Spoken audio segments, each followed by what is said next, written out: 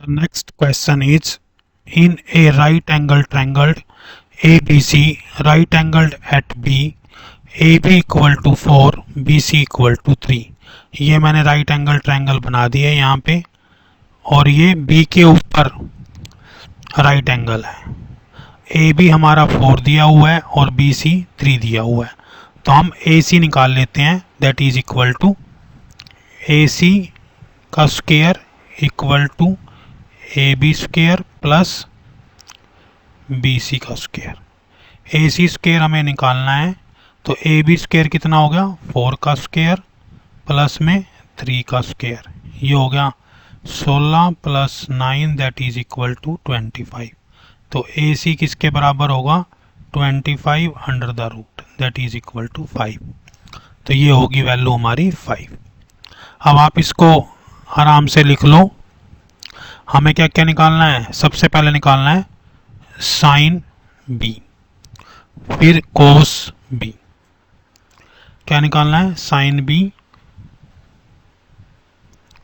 कोस B, sorry sine B नहीं निकालना, हमें निकालना है sine A cos A tangent A cotangent A secant A और कोसिकेंट A. ये हमें 6 की 6 ट्रिग्नोमेट्री रेशियोज निकालनी है. आपको फार्मूला याद होना चाहिए जो मैंने ट्रिक बताई थी.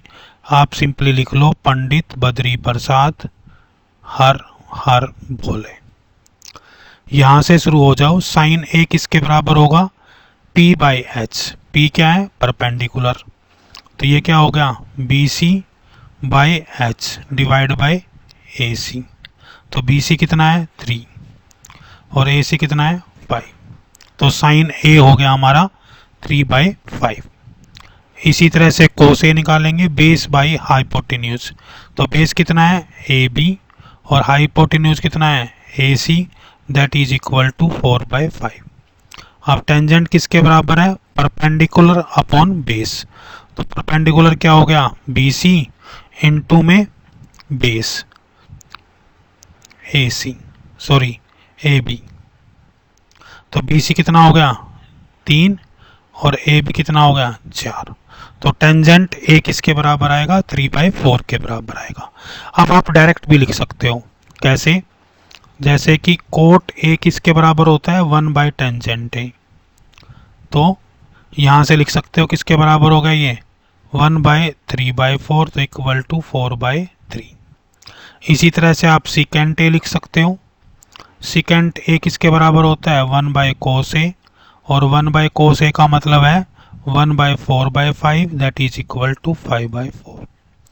इसी तरह से फिर कोसिकेंट ऑफ A होता है, ये किसके बराबर है 1/sin A और 1/sin A किसके बराबर है 1/3/5 दैट इज इक्वल टू 5/3.